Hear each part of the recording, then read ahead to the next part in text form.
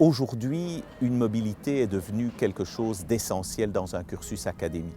Je pense que dans quelques années, on n'imaginera plus faire des études à l'université sans avoir fait une mobilité dans un pays étranger.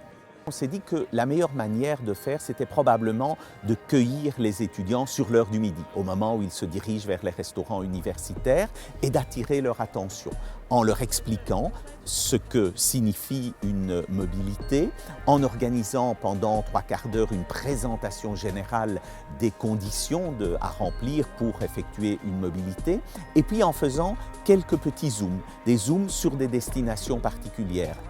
Il y aura une session spécifique à l'Amérique du Nord.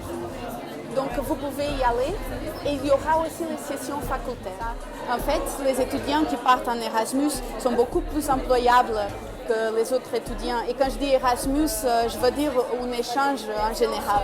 Donc ici à l'ULB, le service de la mobilité étudiante, avec les facultés bien sûr, s'occupe de la préparation de séjour de ces étudiants. Et donc je pense que c'est très important de promouvoir ces possibilités et que les étudiants soient bien informés.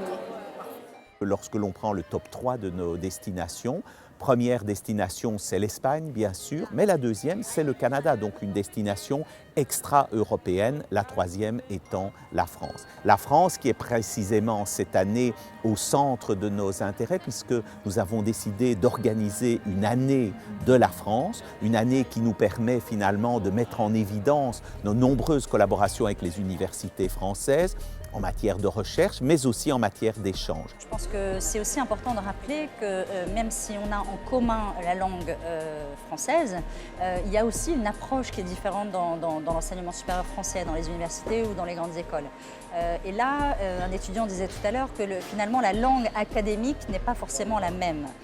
La traduction, nous le savons bien, n'est pas seulement une question de mots, une question de langue, c'est aussi essentiellement une question de communication, de connaissance de la culture et de bonne appréhension des conceptualisations des locuteurs des langues à partir desquelles ils vont travailler. Pour moi, c'était surtout vivre une expérience. Au début, je pensais pouvoir apprendre une autre langue et en cherchant, finalement, c'est pas le plus important. C'est surtout de pouvoir trouver des cours qui peuvent faire avancer ma formation. L'objectif, c'est que la majorité de nos étudiants aient fait un séjour à l'étranger. Aujourd'hui, à peu près un étudiant de l'ULB sur 5, à la fin de ses études, a fait un séjour en mobilité. L'objectif, c'est bien sûr d'atteindre 100%.